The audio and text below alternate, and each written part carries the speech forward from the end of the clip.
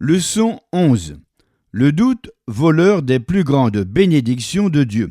Écriture, Matthieu 14, versets 22 à 31, Matthieu 17, versets 14 à 20, Marc 4, versets 35 à 40. Vérité fondamentale.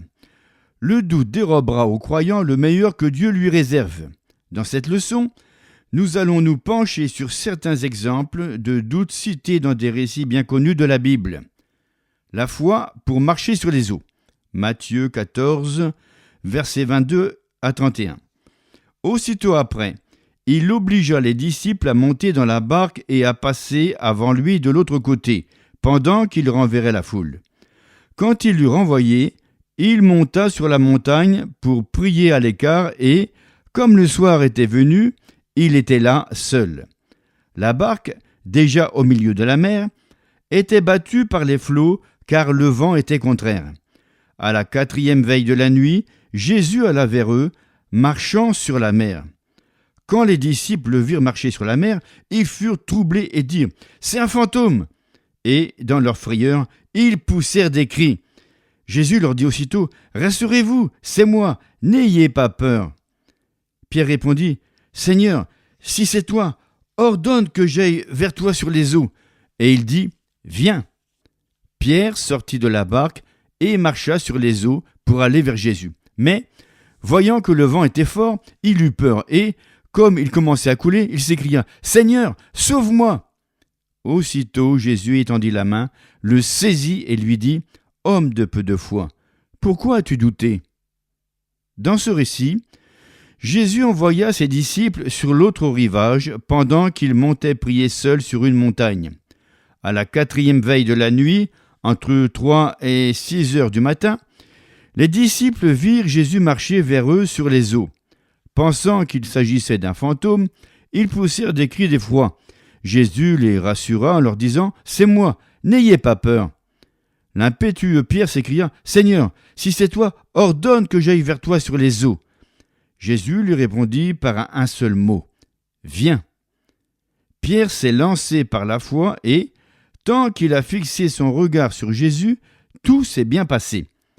Mais lorsqu'il a détourné les yeux de Jésus pour considérer la situation, le vent qui fouettait la mer tout autour de lui, il a eu peur et a commencé à sombrer. Il a crié « Seigneur, sauve-moi !» Jésus a pris Pierre par la main et l'a reconduit sur l'embarcation après l'avoir réprimandé en disant « Homme de peu de foi, pourquoi as-tu douté ?» La foi consiste à mettre en pratique la parole de Dieu. Tant que Pierre agissait selon la parole de Jésus, tout allait bien pour lui. Mais dès qu'il s'est mis à douter, qu'il s'est effrayé et qu'il a cessé de mettre en pratique la parole de Jésus, il a commencé à couler. Jésus ne voulait pas que Pierre sombre. Il voulait que Pierre retourne dans la barque en marchant à côté de lui.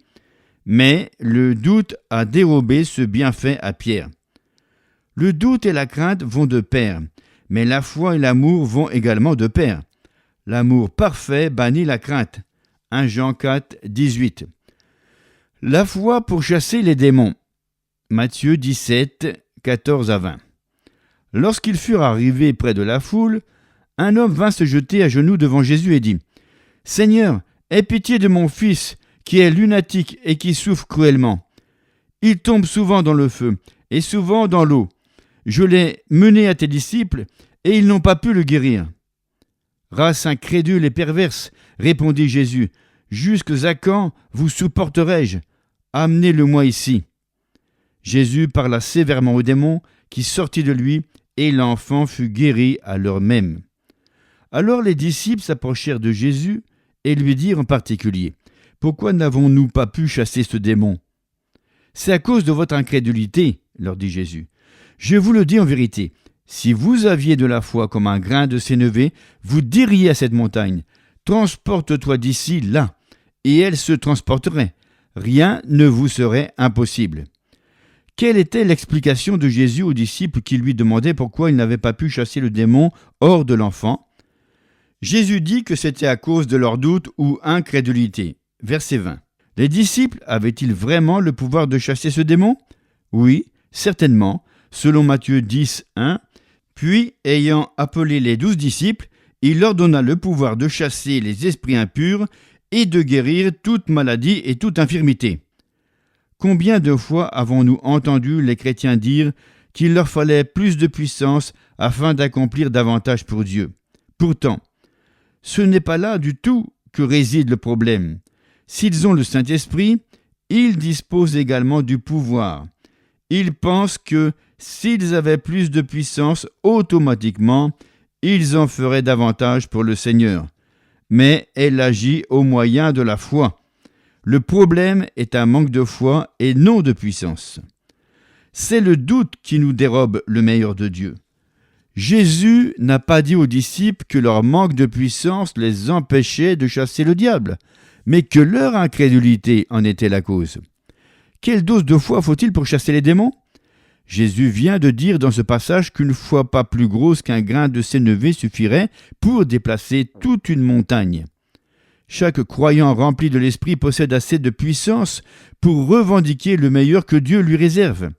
S'il ne vit pas à la hauteur de ses privilèges, ce n'est pas par manque de pouvoir, mais parce qu'il échoue à libérer cette puissance au moyen de sa foi. La foi pour calmer la tempête. Marc 4, versets 35 à 40. Ce même jour, sur le soir, Jésus leur dit « Passons à l'autre bord ». Après avoir renvoyé la foule, ils l'emmenèrent dans la barque où il se trouvait. Il y avait aussi d'autres barques avec lui. Il s'éleva un grand tourbillon et les flots se jetaient dans la barque au point qu'elle se remplissait déjà.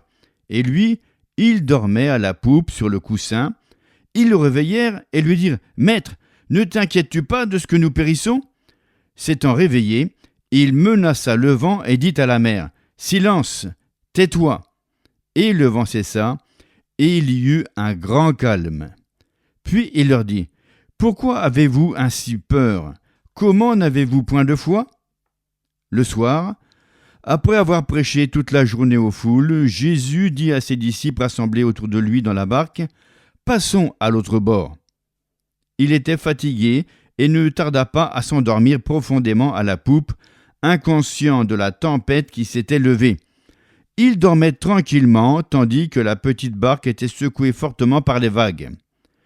Mais ses disciples étaient loin d'être calmes. Comme les vents hurlaient de plus en plus furieusement et que la barque se remplissait d'eau, les disciples réveillèrent Jésus en disant « Est-ce que cela ne te fait vraiment rien que notre barque soit sur le point de couler et que nous soyons tous sur le point de mourir ?» Ils avaient oublié les paroles que Jésus avait prononcées au début de leur traversée. Jésus se leva, menaça le vent et calma la tempête. La mer de Galilée redevint calme et paisible. Ensuite, il se retourna vers ses disciples et les réprimanda. « Pourquoi avez-vous douté de moi? Pourquoi êtes-vous remplis de frayeur? Où est votre foi?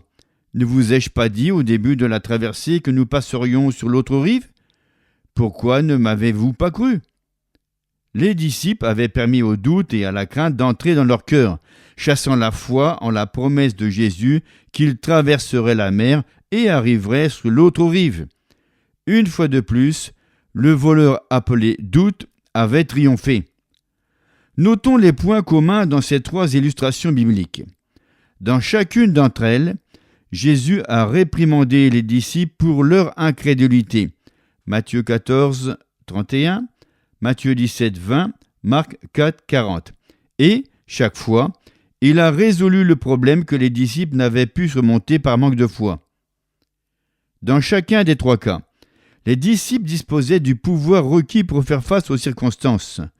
Dans chaque cas, le doute a dérobé aux disciples le meilleur de Dieu qui leur était accessible par la foi.